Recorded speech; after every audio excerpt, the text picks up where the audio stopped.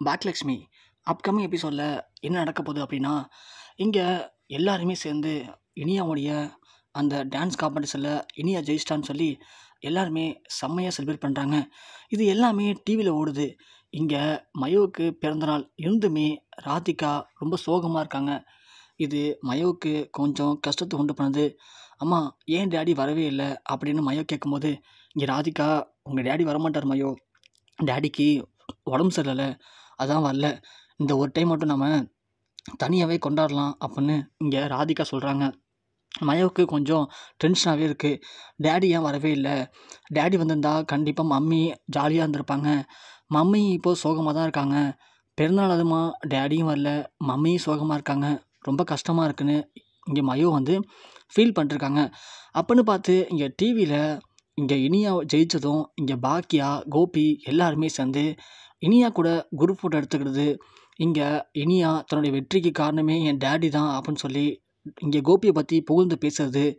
இனியாவுடைய வெற்றிக்கு இனியாவோட திறமை தான் காரணம், இனியாவை என் பொருள்னு சொல்கிறதுக்கு நான் ரொம்ப பெருமைப்படுறேன் அப்படி இப்படின்னு கோபி பேசுறதுன்னு எல்லாமே டிவியில் ஒளிபரப்பாகுது. இது எல்லாத்தையுமே நம்ம மயோ பார்த்துறாங்க. பார்த்ததும் மயோவுக்கு இங்கே ரொம்பவுமே பயங்கரமாக கோவம் வருது. டேடி நம்முடைய பிறந்தநாளுக்கு வரவே இல்லை, ஆனால் இப்போ மட்டும் உடம்பு சரியாயிடுச்சா? இனியாக்காவுடைய காம்படிஷனுக்கு மட்டும் இங்கேருந்து அவ்வளோ தூரம் போயிருக்காங்க. அங்கே ஸ்டேஜில் நின்றுக்கிட்டு இவ்வளோ தூரம் பேசுகிறாங்க. இதுக்கு மட்டும் டேடியால் முடியுமா? அப்போது என்னையும் அம்மாவையும் பிடிக்கல டேடிக்கு, அப்புறம் எதுக்காக டேடி இவ்வளோ நாள் நம்ம கூட இருந்தார் அப்படின்னு இங்கே மயோ செம்ம டென்ஷன் ஆகுறாங்க. மயோவுக்கு ரொம்பவுமே டென்ஷன் அதிகமாகுது. இங்கே பார்த்தா போன எல்லாருமே ரிட்டன் வீட்டுக்கு வராங்க. கார் சவுண்டு கேட்டவுடனே இங்கே மயோ கோபிகிட்ட பேசணும்னு சொல்லிட்டு கிளம்பி வெளியே போயிடுறாங்க. இங்கே வெளியே போன மயோவை காணும்னு சொல்லி ராதிகா கமலா 2 பேருமே தேட ஆரம்பிக்கிறாங்க. இங்கே ரொம்ப நேரமாக மயோ கோபிக்காக வெளியில் வெயிட் பண்ணிட்டு வந்திருக்காங்க. கார் உள்ளே போனதும் இங்கே இனியா தன்னுடைய பரிசு கொண்டு போய் அங்கே வச்சுட்டு உட்காந்து கோபி, இனியா, செலியன்னு, ஈஸ்வரின்னு எல்லாருமே பேசிகிட்டு இருக்காங்க. அப்போது மயோ உள்ளே போகிறாங்க. உள்ளே போகிற மயோவை பார்த்த கோபி, மயோ வா மயோ உட்காரு வா, இங்கே பார்த்தியா அக்கா டான்ஸ் காம்படிஷன் ஜெயிச்சுட்டு வந்திருக்கா அப்படின்னு கோபி காட்ட, அப்பா நான் உட்கார வரல டேடி, இதெல்லாம் உங்களுக்கு சரியா நியாயமா? உங்களுக்கு உடம்பு சரியில்லை, அதனால தான் நீங்கள் இங்கே இருக்கிறதா சொன்னாங்க அம்மா, ஆனால் உங்களுக்கு இப்போ மட்டும் உடம்பு சரியாயிடுச்சா? இப்படி இனியாக்காவுடைய காம்படிஷனுக்கு மட்டும் நீங்கள் இவ்வளோ தூரம் போகிறீங்க, காரில் ட்ரைவ் பண்ணிட்டு போகிறீங்க, அங்கே போய் அவ்வளோ பேசுகிறீங்க, இதுக்கெலாம் உடம்பு சரியாயிடுச்சா உங்களுக்கு டேடி? ஆனால் நீங்கள் உடம்பு சரியாமல் போனதுலேருந்து இது வரைக்கும் என்கிட்ட ஒரு வார்த்தை கூட பேசலை, உடம்பு சரியில்லைன்னு அங்கே வரவும் இல்லை, இன்றைக்கி என்னுடைய பிறந்தநாள் ஆனால் எனக்கு விஷ் பண்ணவும் இல்லை, என்னை நேரில் பார்க்கவும் இல்லை, ஏன் டேடி இப்படி பண்ணுறீங்க? உங்களுக்கு இவங்க மட்டும்தான் பிள்ளைங்களா? அப்போது பாக்கி ஆண்டி மட்டும்தான் உங்களுக்கு மனைவியா? அப்போது எங்கள் அம்மா உங்களுக்கு மனைவி இல்லையா? ஒருவேளை இவங்க ஃபஸ்ட்டு மனைவி, எங்கள் அம்மா செகண்ட் மனைவி தானே, அதனால் எங்கள் அம்மா மேலே உங்களுக்கு கோவமா டேடி? ஏன் டேடி இப்படி பண்ணுறீங்க? எங்கள் அம்மா திடீர்னு வீட்டை காலி பண்ணிட்டு போகலாம், இனிமேல் கோபி டேடி உன்னை பார்க்க வரமாட்டாருன்னு சொன்னாங்க. ஆனால் நான் அப்போல்லாம் இருக்க மாட்டேன் டேடி, கண்டிப்பாக வந்துடுவார், என்கிட்ட பேசுவார், நீங்கள் ஏதோ கோவமாக இருக்கீங்களோ அப்படின்னு நான் நினச்சேன். ஆனால் இப்போ தான் டேடி எனக்கு புரியுது, உங்களுக்கு கோவம்லாம் இல்லை அம்மா மேலே வெறுப்பு தான் இருக்க போல், எங்கெல்லாம் பிடிக்கலன்னு முடிவு பண்ணிட்டீங்க போல், அதனால தானே நீங்கள் எங்கள் வீட்டுக்கு வராமல் இங்கே இருக்கீங்க.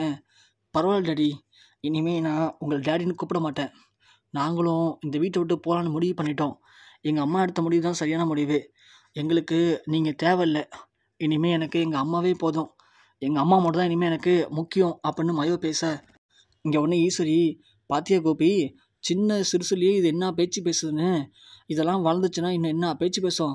ஏண்டி உங்கள் அம்மாக்காரி இந்த மட்டும் பிரச்சனை பண்ணிருந்தா, அதனாலேயே என் பிள்ளைக்கு உடம்பு சரியாமல் போச்சு, இப்போது அடுத்தது நீ ஆரம்பிச்சிட்டியா, இப்போ நீ பேச ஆரம்பிச்சிட்டியா?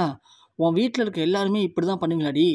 ஏதாவது ஒன்று பேசி என் புள்ளியோடைய உசுரை வாங்கணும், அது மட்டும் தான் உங்களுக்கு குறிக்கோளா அப்படின்னு ஈஸ்வரி கேட்க, இங்கே மயம் அப்படிலாம் ஒன்றும் இல்லை பாட்டி, நீங்கள் தான் தப்பாக புரிஞ்சுக்கிறீங்க, நானும் அம்மாவும் கண்டிப்பாக அப்பா நல்லா இருக்குன்னு தான் நினைக்கிறோமே தவிர அவர் கெட்டு போகணுன்னு நாங்கள் நினைக்கவே மாட்டோம்.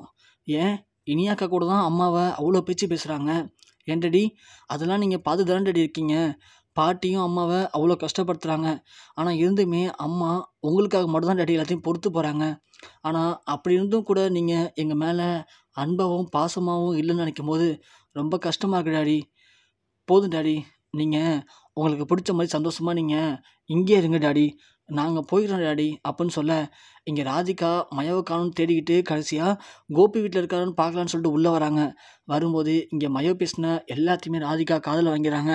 உடனே இங்கே கோபி வந்து, இல்லை மயோ, நான் சொல்கிறது கேளுமா, நீ தப்பாக புரிஞ்சிட்ட டேடியை அப்படின்னு சொல்லும்போது ராதிகா இங்கே கிளாப் பண்ணுறாங்க. சூப்பர் மயோ, நீ அம்மா மாதிரி இல்லை, ரொம்ப தெளிவாக யோசிக்கிற. நானும் இவரை நம்பி இப்படி தான் மயோ ஏமாந்து போனேன். ஆனால் நீ இப்போது தெளிவாயிட்ட.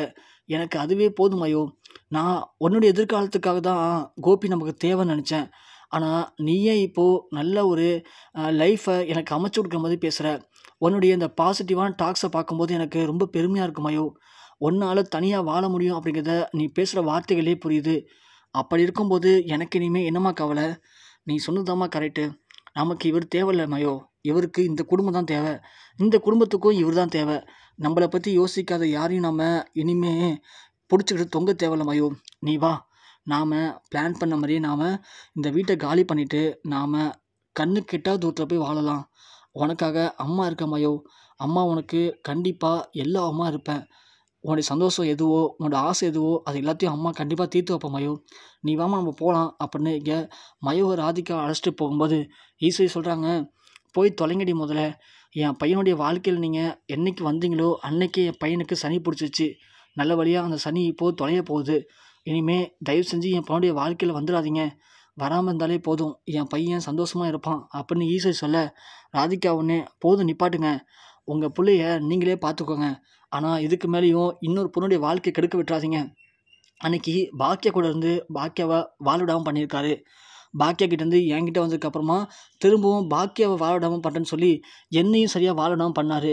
இப்போது நான் போயிட்டேன்னா அடுத்தது 3வது ஒரு பொண்ணை பிடிச்சிட்டு அந்த பொண்ணு கூட சேர்ந்துக்கிட்டு அந்த பொண்ணையும் வாழ விடாமல், பாக்கியாவையும் வாழ விடாமல், என்னையும் வாழ விடாமல் பண்ணுவார்.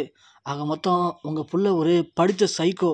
அதுக்கேற்ற மாதிரி நீங்கள் ஒரு சைக்கோ அம்மா அப்படின்னு ராதிகா சொல்ல, கோபி கோவம் வந்து படார்னு ராதிகாவை அடிச்சிடறாரு. என்ன பேசிகிட்டு இருக்க? அம்மாட்ட இப்படி தான் கூட கூட வாயாடுவியா? பெரியவங்கள்ட்ட எப்படி பேசணும்னு தோணி தெரியாதா உனக்கு அப்படின்னு சொல்ல, பாக்கியா ஒன்று, நிப்பாடுங்க கோபி, இப்போ எதுக்காக ராதிகா அடிச்சிங்க அப்படின்னு கேட்கும்போது ஈஸ்வரி சொல்கிறாங்க, இங்கே பாரு, நீ எதுக்கு கோவப்படுற? இப்போது என் புள்ள அவனுடைய பொண்டாட்டி அடித்தான், உனக்கு என்னடி பிரச்சனை? இப்போது அவனுக்கு பிடிச்சா அடிப்பான், பிடிக்கலனா விரட்டுவான், அது அவனுடைய விருப்பம். உனக்கு என்ன? உன்கிட்ட பேசினான் என் புள்ள வந்து, இல்லை என் புள்ளுடைய வாழ்க்கையில் நீ தலையிடாத. என் பிள்ளைக்கு எது சரியோ அதை அவன் கரெக்டாக பண்ணுறான். இப்போ தான் அவன் கரெக்டான பாதையை தேர்ந்தெடுத்திருக்கான். இந்த ராதிகா என் பிள்ளைக்கு சரியான ஜோடி கிடையாது. இந்த ராதிகா கூட இருக்கிற வரைக்கும் என் பிள்ளைக்கு சனி தான். என் பிள்ளைக்கு மிகப்பெரிய கண்டம் தான். இவன் என்னைக்கு என் பிள்ளையை விட்டு போய் தொலைகிறாளோ அன்னைக்கு தான் என் பையனுக்கு நிம்மதியே வரும். முதல்ல இங்கேருந்து கிளம்பி போடி முதல்ல அப்படின்னு இங்கே ராதிகாட்ட ஈஸ்வரி சொல்ல, ராதிகா கோபியை பார்த்துட்டு அப்படியே அழுதுகிட்டே மயோவை அழைச்சிட்டு போகிறாங்க. கோபி இங்கே கோவத்தில் எதுவுமே பேசாமல் இருக்காங்க. உடனே ஈஸ்வரி சொல்கிறாங்க, கோபி நீ எதுக்கும் ஃபீல் பண்ணாதப்பா. இவெல்லாம் கூட இருக்கிறதாலே நமக்கு தொல்லை தான்ப்பா. இவெல்லாம் போய் தொலையிட்டோம். அம்மா சொல்கிறது கேளு.